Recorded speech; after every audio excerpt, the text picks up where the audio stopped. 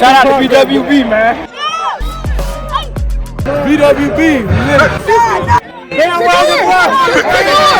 to BWB, man. You know what I'm saying? Bandwagon Buffs, man. Shout out to Bandwagon Buffs. Thank y'all for coming. BWB, baby.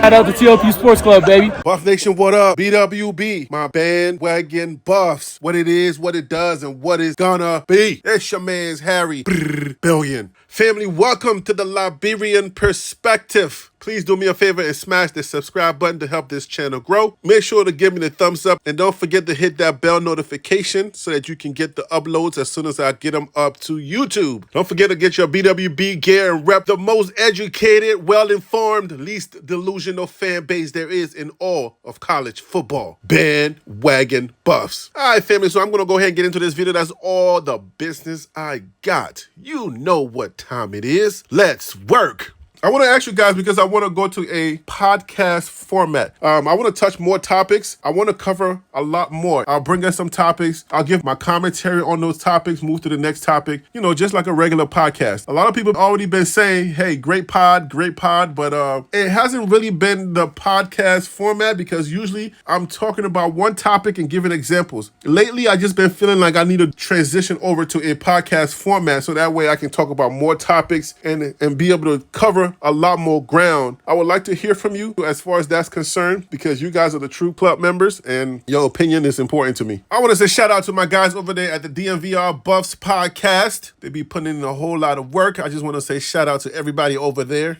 I appreciate you guys for this information. All right, so I just want to talk a little bit about the stats that they generated. I thought this was pretty cool for Buff Nation or for BWB to kind of understand, you know what I'm saying, the type of stats that they were talking about. The reason why I wanted to touch on this topic is because obviously as a creator, as a driver of this bandwagon, I come into contact with a lot of haters and with a lot of detractors who just cannot bring themselves to accept the facts of the tapes that we're talking about. We've brought in 51 transfers from the kids that left. So now our locker room is looking pretty nice right now. All right. And as I speak, I believe Cormani McLean is on the grounds because I know a lot of you guys were wondering what's going on with Cormani McLean. Just real quick on that tip. This Cormani McLean update is brought to you by TLP Sports Club. Make sure to smash that subscribe button and get in the club.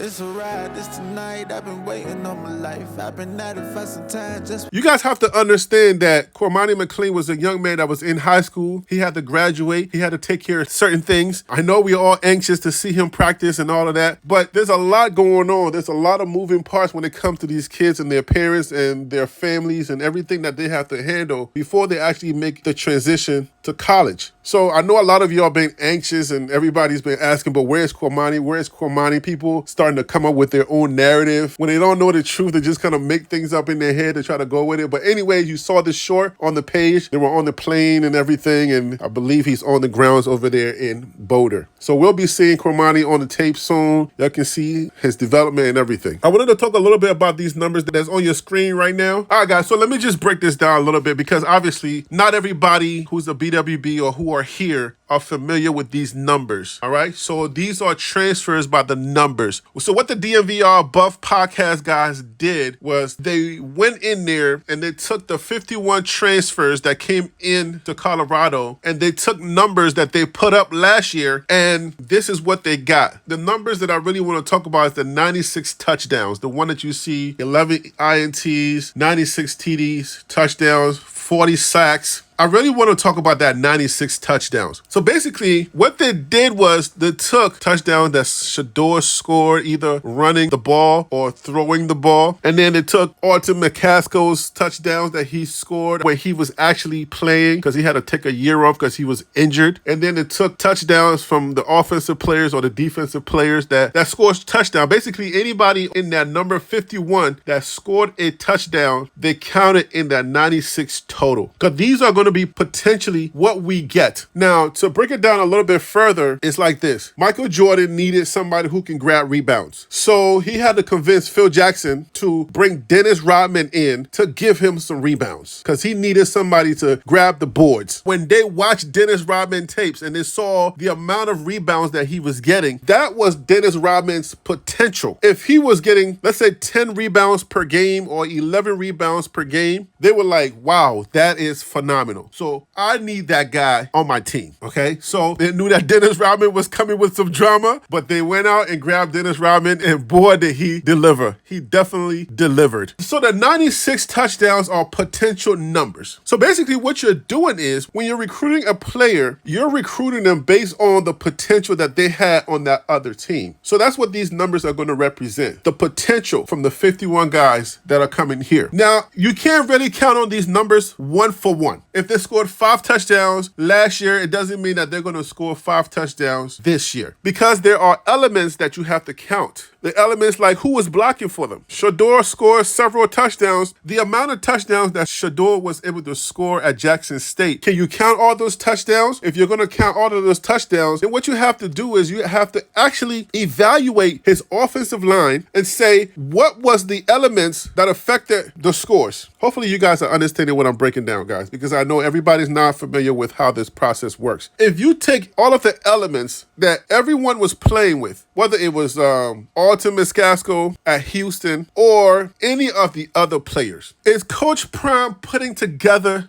a good enough team, whether it's in the trenches, whether it's the wide receivers? Is Coach Prime bringing together enough elements to be able to either match that number or exceed that number or those numbers? Because 96 touchdowns is a pretty big number. So if we're bringing in 96 touchdowns, the kids that we got rid of, their sum total last year was 21 touchdowns. This is just to give you a perspective on how big that number is. Total, together, the young men that left this team last year, sum total touchdowns that they scored was 21 touchdowns. So we're replacing them with kids that can score up to 96 touchdowns. That is the potential that we're bringing in to this team. I like doing these numbers because this is how you prove your point. This is the type of stuff that I like to do on this channel. You can look at these numbers and say, okay, if we were to do the Pac-12, how many touchdowns the other teams that we're going to play against, how many touchdowns did this score? Now, I'm going to leave that to my guy at Alpha American Sports, where maybe give us another breakdown, or we may just team up and do a live breakdown of maybe some of the teams and let you know like how many touchdowns they're bringing in, their recruits are bringing in, or their current team has. These numbers are significant to let you know what we have in that locker room, the potential that we have in that locker room. When you're doing proclamations, when you're actually presenting to the constituents or the fan base, you're trying to let them know, hey, listen, we want you to have confidence and we want you to believe. These are the type of numbers that you want to present to them. Like, okay, we're replacing 21 touchdowns and we're bringing in 96 touchdowns. This is pretty significant. You want people to have confidence in your process. You want the constituents or the fan base to have confidence in what you're presenting, because we're going to need everybody to believe. You got constituents, you got people who don't believe. Coach Prime did an interview with Joel Klatt. Within that interview, Coach Prime was telling him, trust me, man, we about to do something special. And Joel Klatt is there, you know, he's taking it all in because Joel Klatt